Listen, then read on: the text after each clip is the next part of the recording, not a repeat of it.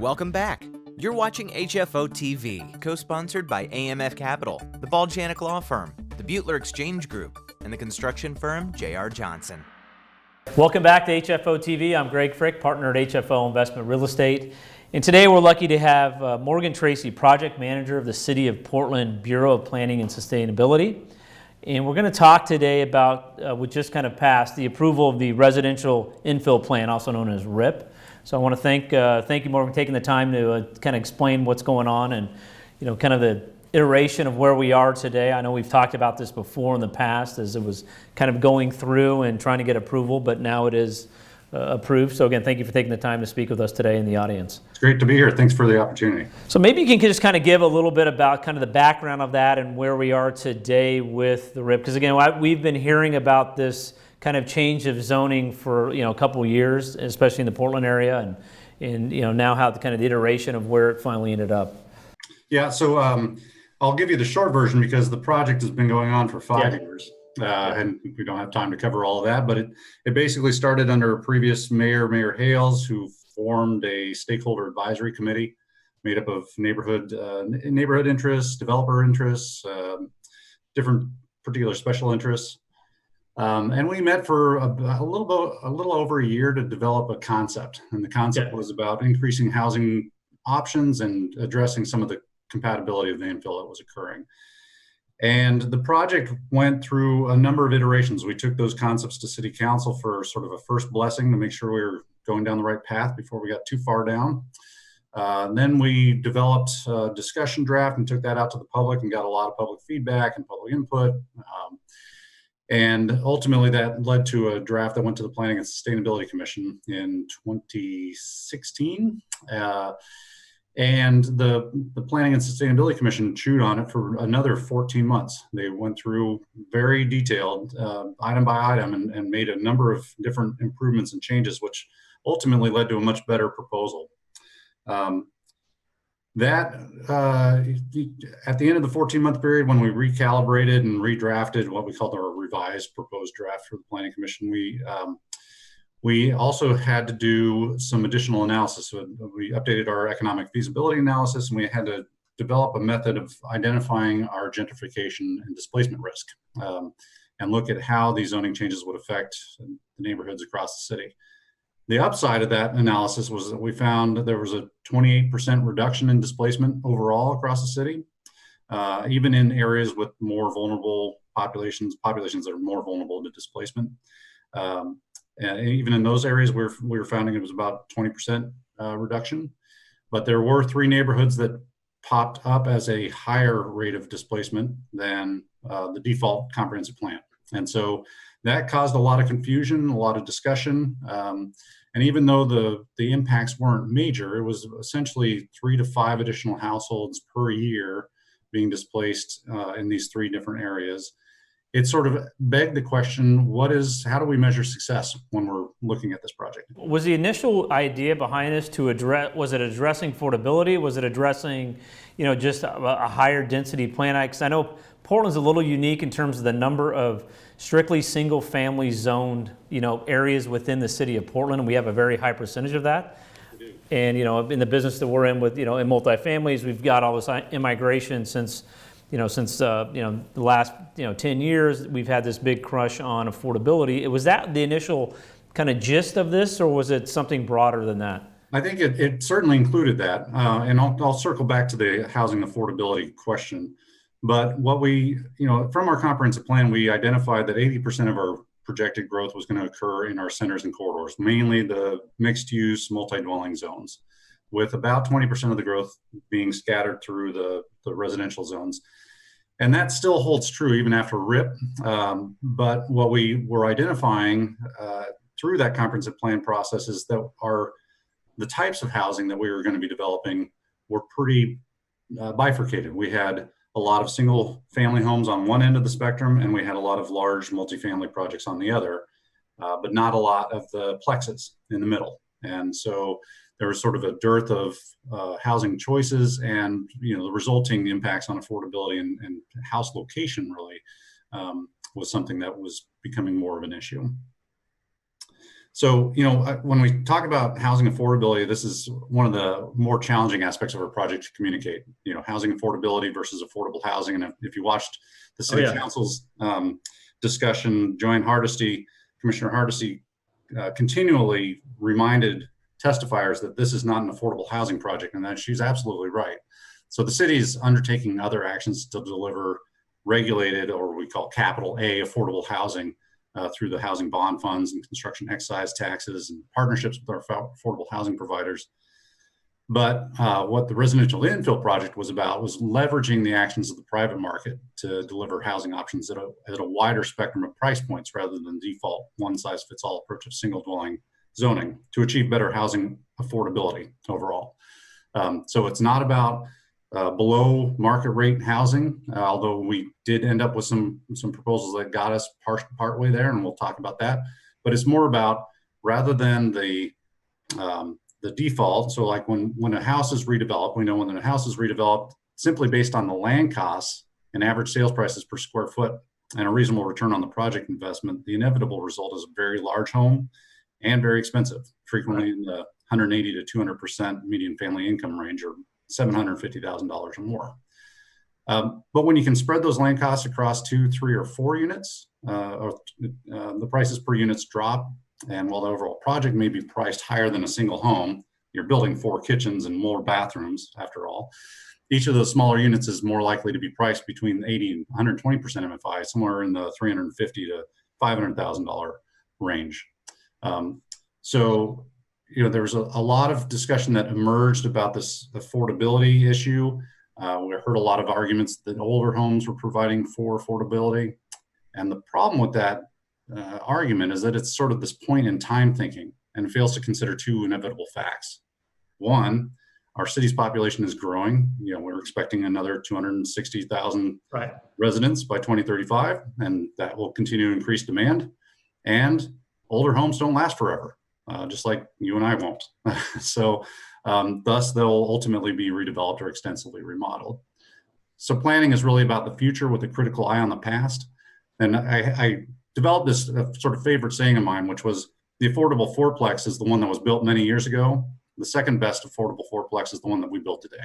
Well, we talk about it in our business about the naturally occurring, again, there's a question of affordability and then, kind of low-income housing, but as we talk about naturally occurring affordable housing, is the thing that was, as we would say, like a Class A today, in 10 years it will be a Class B, and if, it's in essence, and it sounds a little bit like this, was, in essence, it's without supply. If you start restricting supply coupled with the immigration, you're going to have issues. And, like you said, there has been it's a bifurcated market. We've either got the multifamily or you've got the single family. There's nothing really in between. So what was the big, in going through this for, 4 or 5 years, was it the pushback on one side? You've got, the neighborhood saying we don't want, to change the dynamic of our neighborhood with putting, fourplexes and that. And then you have on the other side saying, hey, you're not looking at bringing more, quote, affordable housing in based on the zoning. Where was the balance you were trying to find, or was that kind of the forces that were kind of bouncing on each other? Yeah, we had 2 pretty diametrically opposed positions from public input. And one was a reaction to the change that was happening in neighborhoods, so demolition, demolition of fairly small houses, 1,500 square foot and smaller, sometimes houses being replaced by 3,000, 3,500 square foot homes. And so there was reaction on, if our neighborhoods are changing, we want to make sure that the new infill is occurring that's more compatible with what's already in the neighborhoods. On the countervailing viewpoint was the amount, like you mentioned, the amount of single dwelling zoned property in the city. If you look at the areas that will allow for residential development, it's 75% of our city. And so if we're going to find a way to provide more of these plexes, these options for other types of home buyers and renters that are not in the large multifamily developments, where would those happen? And so there was another project that was tackling the multi-dwelling zones, the Better Housing by Design project, and looking at ways to increase affordability and other options for development in those zones. But really this middle housing, the smaller scale middle housing, didn't have a home for it. There was no zone that was really designed for it. So that's really why there was a push to really look hard at our single dwelling zones and figure out a way that would leverage those zones and provide more housing options when redevelopment happened. And so again, it sounds as if the area was really, you weren't really looking at, transit corridors, so to speak. It was more of the single family area, not where you would typically see a higher density type development. This is, I would almost say, almost like a moderate change from your strictly single family neighborhoods, which again, Portland has a lot of, and trying to just get a little bit more density within those.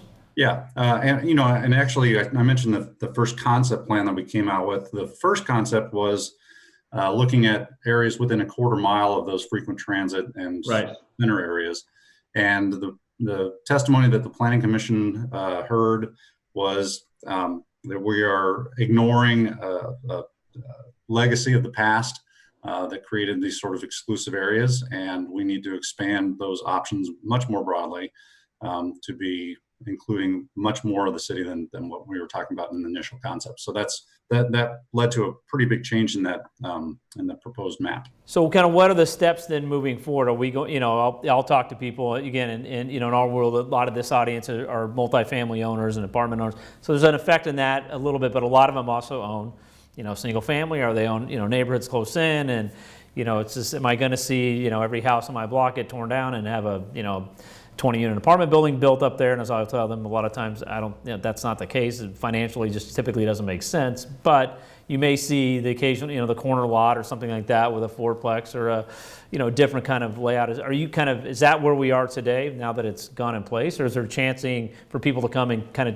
tweak it some more? Well, the first step is to get through the state land use acknowledgement process. So we've built in about a year delay for the effective date of these new rules. So, it's not slated to go into effect until August 1st of 2021. There's a limited number of changes that are not really related to the housing choices. This is probably something you can edit out. They're related to the historically narrow lots, the platted lots. The state passed the Senate Bill 534, which require cities to acknowledge those as buildable lots regardless of their lot size. So those changes that are already in effect at the state will go into effect early next month, but the bulk of the package won't go into effect for about a year. Okay. I think in response to the fear or the storytelling I've heard about the amount of change that's expected over the course of 20 years, we're expecting about a 4,000 unit difference of additional units in all of the zones, all the single dwelling zones. So over 20 years, it's about 200 units a year. Yeah, it's not a huge number. It's not a. Yeah, I mean, my fear is it's not going to move the needle in terms of supply. I mean, that's been my biggest. I think that's very true. I mean, one of the issues around supply, again, we're relying on the private market to respond, right? We're not infusing money and resources to make this happen. This is just a set of zoning changes. So the market is still responding to the demand out there. What it can do, I think, and what's sort of important for us is it could open up more opportunities and remove some barriers that were artificially constraining the market from building the housing backlog that we already have. Right. But I don't see it will lead to overbuilding units. It's not going to be that extreme amount of change that people are fearing. The key benefit really is a change in the type and the location of that supply. So including housing in locations that may have been previously built out and in forms that may not otherwise be available for small families and first-time home buyers, et cetera. Now, does this supersede like historic districts? I mean, we know neighborhoods. I know a number of neighborhoods are trying to get in as, historic districts. And I think how does that play with this? Yeah, so it still flies in a historic district. If you are in a historic district and you have a property that is non-contributing to the historic district, so a more modern home that's in that historic district, it's going to be the same rules that apply to anybody else, except the new development's going to go through a more elaborate compatibility review through that historic design review process. I think the main difference with historic districts is related to demolitions. So there is a process that you have to get approval from the city to demolish a structure. But in terms of the conversions or adding ADUs or the total number of units or not having parking or whatever, those same rules will apply equally in the historic districts. So I'm curious, with your position with the City of Portland and Bureau of Planning and Sustainability, I mean, with this process being, has been going around for, we're probably five years or longer and talks about this. Do you think that again, as we just talked about, I don't think the number is going to be something that's going to really move the needle. It's not like we came in and did, hey, we're going to look at high density projects everywhere. I always tell people, Gateway, for people that don't know, out by 205 has always been zoned high density. Economics never allowed anybody to build a 20-story building or a 10-story building. But do you think this has changed how, to open up the conversation about, the city having to be open to change and difference? Because if we just stay the same and don't allow new supply, you're going to, it's the affordability issue is going to be so great that you're going to have other issues. Do you think that's opened up at all, or? I think, well, the conversation has been tremendous, and it's also activated and formulated new advocacy groups, which has been really an interesting part of the project. I think one of the sort of lesser talked about issues is we have an obligation under our statewide planning goals, goal 10, to demonstrate through our comprehensive plan we have adequate zone capacity in the city. And we look at the zones and we look at what the maximum development is and the relative feasibility of that development for occurring. And we've shown that we've got the zone capacity to accommodate our 20-year growth. But that fails on two fronts, I think. I think it only looks 20 years out and sort of ignores the future beyond that 20-year, which is a little dangerous for the next round of planners that have to deal with the problem 20 years from now. And the second thing is it sort of ignores the fact that all those land development options are in private hands, right? So all those development decisions are private decisions, private property. And so it depends on people's willingness to develop or redevelop their property to meet those that zone capacity. So there's a bit of a scarcity issue that can be created if you're like just reaching your zone capacity with the demand that's coming.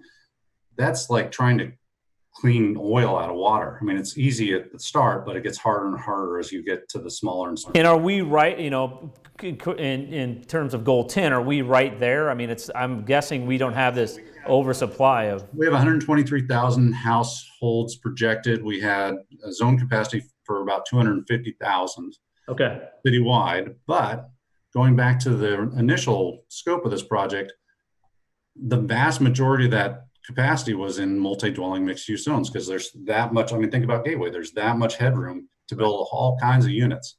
In our single-dwelling zones, we're getting close. At the end of the 20-year period, we were getting, I think it was about 75% utilized of all of our capacity in the single-dwelling zones.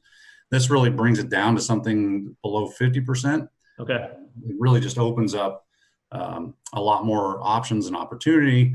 And it also helps address that kind of the problem with speculator holdouts. So like, for example, if I held the last lot in a neighborhood that could accommodate the last house, that lot is worth a lot of money and I'm going to hold out for that, But if I'm looking around and all my neighbors can convert their houses to add units or add ADUs or whatever it is, I've got a little less on the bargaining table to really hold out for that higher price. So I think it helps kind of address that. It gives a little bit more headroom. Do you have to go down and make the case again, or is it kind of out of the city of Portland's hands on how that's going to go? We will see. We'll see what sort of appeals get filed, and where they have to assert that we've made certain errors against our comprehensive plan policies, and show that we've erred. And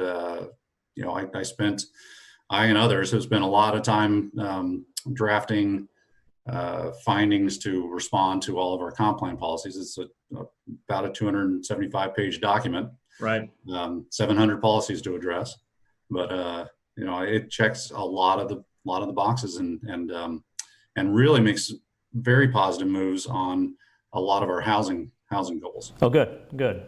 Well, I wish you see, and I'm assuming that a lot of it's coming from neighborhood associations of pushback. Is that where the predominantly? I assume so. Based on the testimony that we've got, it's the neighborhood associations, not all of them, but a number of them have been opposed, and historic preservation advocates. People want to talk about affordability and supply, but as I always say, you can't have no urban sprawl, with no density and affordability. It's just something has to give. And froze up, hang tight. Okay. Hold on a second. He froze up, or I froze up? He's still going. You froze up. Oh, there he's back now. There we go. All right. Now we're back. As I've said before on many videos, you can't have affordability with it's either urban sprawl or density. And as a growing city, as you have immigration, people want to live here. You have to address that housing, and if things stay the same and you don't kind of grow with it, inevitably the city's going to go the other direction. And I applaud you guys for sticking at this and trying to get this thing through. I know it's not been easy. Yeah, well, one of the really interesting things in that dichotomy, it's either grow up or grow out, right? One of the really interesting achievements of this project is that it's grow inward. Like right. Another part of this is about constraining the size of structures, but allowing for more units. So we're not talking about just more mass.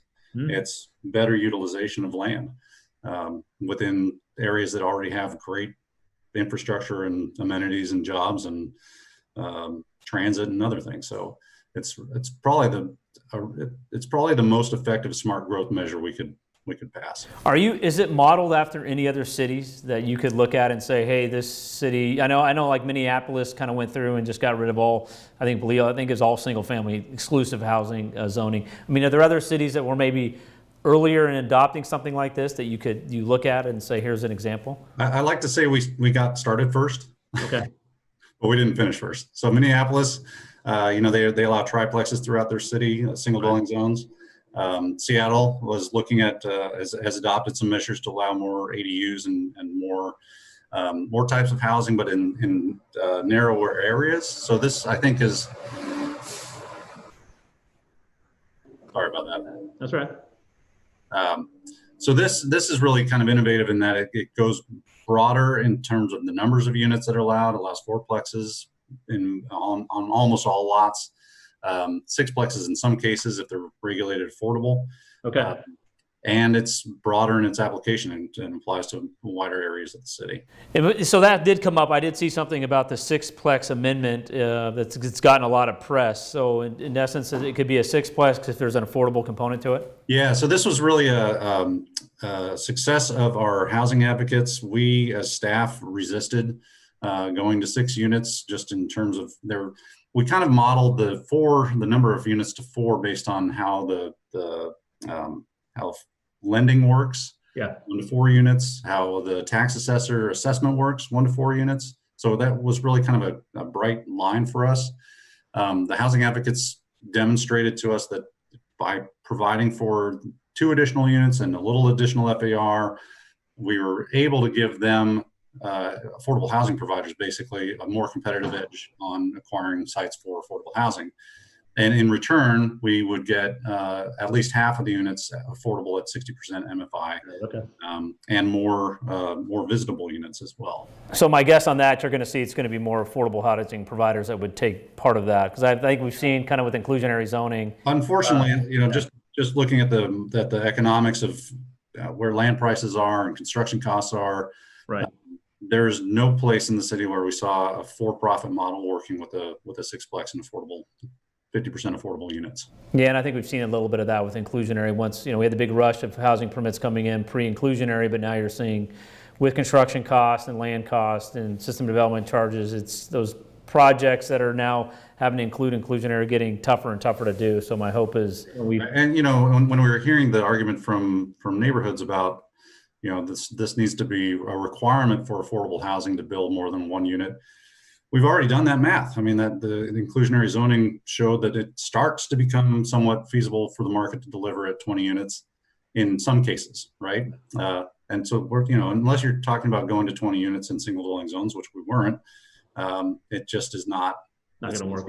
Yeah. Well, I want to thank you for your yeoman effort to try to get this thing through. I know it's been an interesting thing, and it doesn't sound like you guys are done yet, but we'll see what the state does, and we'll keep people abreast of if changes come, and if people have questions or want to look at it, they can see the website there at the bottom to get more information. So again, I want to thank you, Morgan, for taking the time, and be safe, and hopefully you guys, we'll talk to you soon. Hopefully we'll be able to do this in person at some time here soon. So Yeah, I look forward to that. yes, exactly. Yes. All right. Thank you. Talk to you soon. Thank you. Bye. And we'll see you again next time on HFO TV. Be safe, everybody. Our entire office specializes in multifamily real estate, making HFO the largest multifamily brokerage in the Pacific Northwest. Your success is our passion. Build your legacy with HFO. Call 503-241-5541 or visit our website at hfore.com for more information.